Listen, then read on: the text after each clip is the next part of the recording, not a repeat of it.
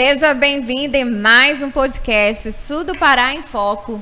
E hoje eu tenho uma convidada toda especial, o Weislane, ela é fisioterapeuta, está conosco. É uma profissional da área que atua na UTI, terapia intensiva. E hoje nós vamos entrevistar essa garota aqui, filha de Ourilândia. Se formou fora em Goiânia, isso? Isso. E há 3 meses veio embora para Ourilândia, está atuando aqui no Hospital Regional como fisioterapeuta. Pode se apresentar, fica à vontade. Obrigada. Meu nome é Weislane, eu atuo na terapia intensiva tem mais ou menos 2 anos. Eu sou graduada pela PUC Goiás e especializei recentemente também pela CEAF, né? Então eu trabalho na terapia intensiva adulto e estou retornando para cá com muita felicidade, né, para Ourilândia do Norte. Seja bem-vinda a Ourilândia do Norte, a nossa cidade maravilhosa, né? E parabéns! Parabéns para você, a menina então, 24 anos, desculpa estar expondo sua idade aqui, 24 anos, formada, fisioterapeuta. Parabéns, né, por ter escolhido essa área, uma área, creio que muito desafiadora, né? Sim, demais. Então, vou te fazer a primeira perguntinha. A atuação do fisioterapeuta na terapia intensiva, quando foi regularizada? Tá. O fisioterapeuta, ele já tem mais de 30 anos aqui no Brasil, só que oficialmente ele foi regulamentado em 2011, né? Pelo nosso Conselho Federal de Fisioterapia e Terapia Ocupacional. E antes o fisioterapeuta ele atuava mais assim na parte respiratória, né? E agora não, ele vem mais, além da parte respiratória, oxigênio, essas coisas assim, a parte motora também, devolvendo a funcionalidade do paciente. Então, aquele paciente que entra com determinada função, a gente quer que ele volte para a casa dele com aquela mesma funcionalidade, né? Para ele não poder perder as suas características de fazer suas atividades de vida diária. Então, se o paciente chega para mim caminhando, sem dispositivo de auxílio, eu quero que ele volte também com essa mesma funcionalidade. E no caso, você está trabalhando aí a coordenação motora? Engloba tudo, né? Se o paciente, ele, por exemplo, teve um AVC. Então, o paciente teve AVC, às vezes ele ficou só com perca de força, né? De um lado do corpo, que a gente se chama de hemiparesia, no hemicorpo, por exemplo, no direito. E esse paciente perdeu a força e aí com o tempo vai retornando, mas se a gente não estimular, esse paciente ele não retorna essa força muscular. Então a gente precisa ir trabalhando do básico, né? Então o fisioterapeuta ele atua mais com isso, prescrição de exercícios. E a gente todos os dias tem que carregar uma tríade, que é avaliar, diagnosticar e prescrever. Então não adianta nada eu ir lá, tem 10 pacientes com o mesmo diagnóstico e eu tratar os 10 da mesma forma. Não, cada um é diferente. Cada um tem sua individualidade. E, igual eu estava falando do paciente do AVC, a gente tem que começar tudo do básico do básico mesmo, para ele poder ir retornando. Porque, assim, antes ele tinha um controle de tronco. E aí, depois desse AVC, ele não tem mais o controle de tronco, e a gente tem que ir trabalhando, e aí ele tem um pouco de medo de cair e tudo mais, eles pensam que eles estão caindo para o lado que está acometido, ou não. Então, é questão mesmo de constância.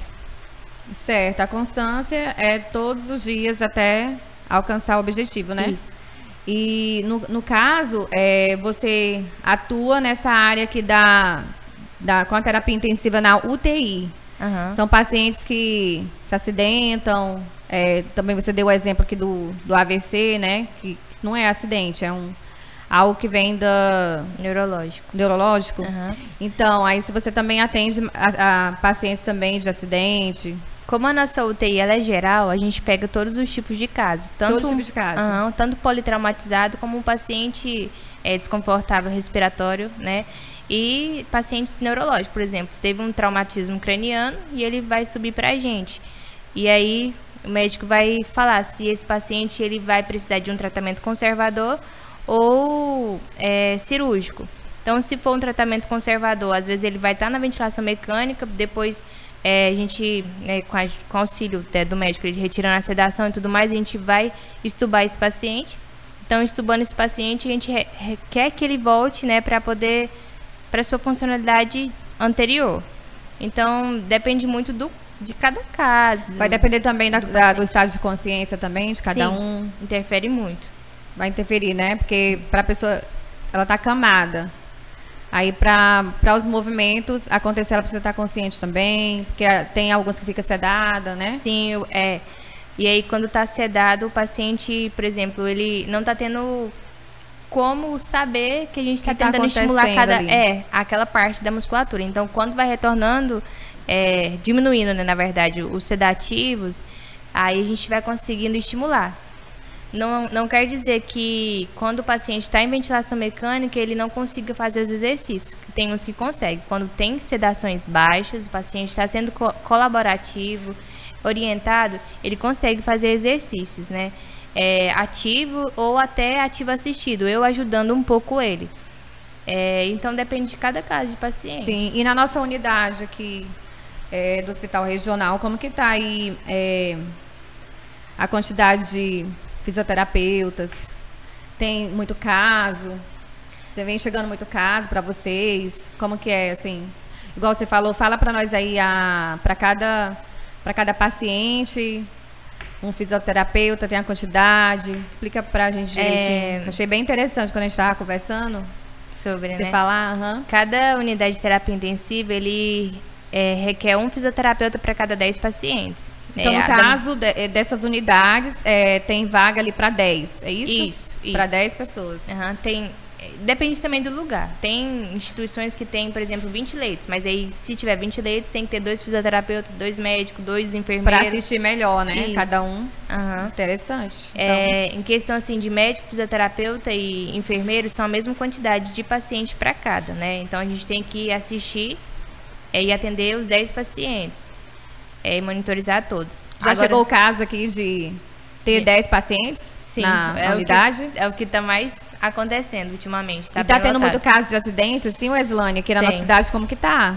Tem muito acidente. Conta pra nós. Principalmente os pessoal, eles não usam capacete, né? E aí, essa questão pega muito, porque... Traumatismo craniano. Tá tendo bastante. Demais. É verdade, a gente recebeu aqui uma enfermeira também do trabalha no SAMU, ela falou pra gente também que tá tendo bastante, né? Bastante acidente. Então, pessoal, vamos usar capacete, né? Conscientizar sobre isso. Na verdade, sempre teve muitos acidentes, né? Só que como a gente não tinha um regional aqui, só em Redenção, eles iam pra fora. Então, agora as pessoas que gostam de andar de moto e sem capacete estão adivinhando. Mas às vezes, só que assim, às vezes não tem vaga, então tem que ficar esperando um pouquinho, porque a demanda tá sendo alta também, né? Certinho. Então, continuando aqui, eu quero fazer mais uma perguntinha para você. Quais são os critérios para a mobilização do paciente na UTI? Igual a gente estava até explicando naquela hora, meio que entrou, o paciente tem que estar com um sistema neurológico íntegro, né? Então, o paciente, para mim poder fazer exercício com ele, mobilizar ele tem que estar colaborativo, orientado, ele tem que estar desperto, né? Acordado, para ele poder fazer exercício. Mas se meu paciente, ele não tiver com isso, o que eu vou fazer? Eu posso fazer exercício passivo nele, né? Então, como que é esse exercício passivo? Eu vou fazer para ele. Eu faço para ele o exercício, né, para poder ir estimulando. Eu sedestro ele, que é sentar, beira-leito. Eu posso colocar ele de pé, beira-leito, né, também, para poder ir estimulando ele cada vez mais. E fazendo essas coisas assim, sentar na poltrona. Tem unidades que oferecem uma poltrona para cada paciente, outras ainda não.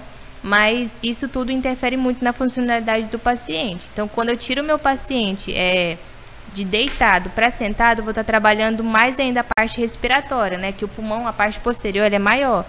Então, quando eu tiro ele, desencosto ele da cama, que ele fica sentadinho, ele vai estar ventilando melhor. Então, tudo interfere. E isso também vai depender do estado do paciente. Do paciente, como ele chegou ali, né? Se ele pode sentar, se ele não pode, se ele pode mobilizar ou não. Tudo isso vai depender do neurológico dele. Vocês vão supervisionar de perto e vai detectar se pode ou não, né? Isso. E quais são os critérios de segurança para a mobilização do paciente para a UTI? Bom, tem assim vários critérios, né? Tem o critério neurológico, que a gente acabou de citar, o hemodinâmico e o respiratório. Então, no critério hemodinâmico vai entrar essa parte de pressão arterial.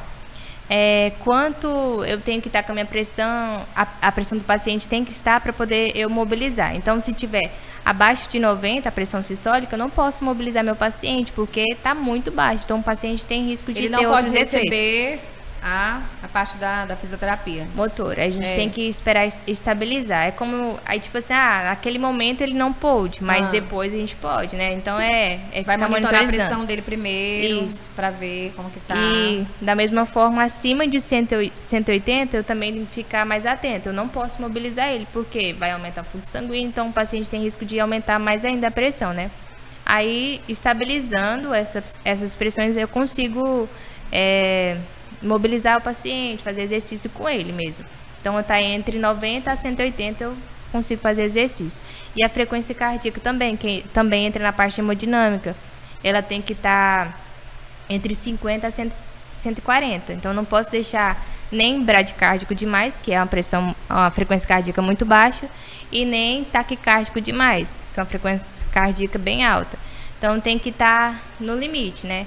Então, a gente tem respaldo para poder fazer exercício com esses pacientes, com essa frequência cardíaca, né, entre 50 a 140, mas também a gente tem que olhar o paciente, né? Tem paciente cardiopata que a frequência cardíaca dele é mais baixa, aí ele já convive com isso há muito tempo, e ele consegue, por exemplo, ir ao banheiro mantendo aquela frequência de 50, beleza para ele. Outros não. Outros têm que ter a medicação. De ajuda, de apoio para ele. Outros assim, por exemplo, a frequência cardíaca está baixa, eu não vou poder mobilizar ele porque ele tem risco de ter uma parada cardíaca.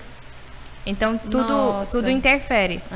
Aí a gente tem que ficar muito de olho. Aí, se tiver muito baixo, o médico ele vai, né, passar uma medicação para poder, uma droga vasoativa, para poder aumentar essa frequência cardíaca. E também com a frequência cardíaca alta também tem as medicações.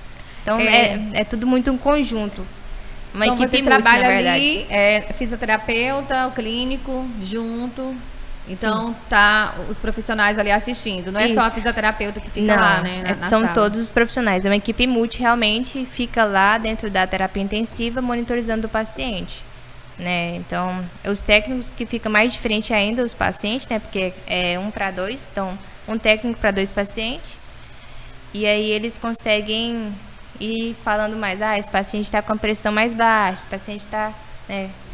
Então, Weslane, explica pra gente aí sobre a terapia intensiva. Bom, a terapia intensiva é uma unidade onde o paciente ele fica, né, sendo monitorizado mais de perto. Então, entubado, na UTI? Nem sempre. Nem sempre quem está na UTI está entubado. Não. Isso é uma dúvida. Às vezes é só para poder, por exemplo, fez uma cirurgia e vai para lá para poder estabilizar ou para poder ficar monitorizado realmente. Ali são vários aparelhos. Sim. Tem vai estar ajudando, monitorando ali, né, o paciente. Frequência cardíaca, saturação, frequência respiratória, tudo dá para ver. E aí, se precisar de aparelho, né, da ventilação mecânica também, já vai ter. Que é a parte da intubação, é isso? Isso. Tá certo. Então, isso é a terapia intensiva. Aí, outros critérios que eu até estava falando é da frequência respiratória também, que interfere. Se eu for, por exemplo, uma frequência acima de 34, eu não posso mobilizar meu paciente, porque ele já está desconfortável, respiratoriamente, né? Sim. E aí, eu não posso fazer exercício com ele para ele entrar em uma fadiga respiratória, né? E o neurológico, ele tem que estar desperto, ou se ele não estiver desperto, o que eu vou fazer para poder, né, não deixar meu paciente só acamado. Porque quanto mais tempo eu fico deitada na cama, principalmente na unidade de terapia intensiva, mais perca de massa muscular eu vou tendo. Então, a cada dia, vou perdendo 2% de massa muscular. Nossa, e é muito, bastante, né? Hein? Por isso a importância de fazer atividade física, por né? Isso a importância... Então, é por isso que preciso de vocês nessa área. Por isso a importância do fisioterapeuta, bem interessante. Então, assim, tá aí, gente, é uma profissão maravilhosa, fisioterapeuta. Mais uma vez, eu quero te dar os parabéns. E, Weslane, vamos para a reta final do nosso podcast. Você tem algo a dizer? Quer deixar algum recado? Pode ficar à vontade. Bom, só agradecer pelo convite que vocês me deram. E também é um desafio muito grande, né? Igual eu te falei, que eu tenho essa dificuldade e tudo mais de enfrentar as câmeras. Você foi maravilhosa. Obrigada. E mandar um abração para minha família e pelo apoio deles. Senão não estaria aqui, não. Ai, os olhinhos encheu, agora brilhou os olhinhos dela. Brilhou. É isso aí, Weslane. Mais uma vez, eu quero te dar os parabéns, né? Obrigada. por você ter escolhido essa profissão, uma menina tão nova e tão talentosa, inteligente. Muito obrigada também por você ter aceitado o desafio de ter vindo aqui no nosso podcast. E você está convidada, né? Está aberta as portas para você voltar mais vezes, tá bom? Muito obrigada. E vamos ficando por aqui. Tchau, tchau para vocês.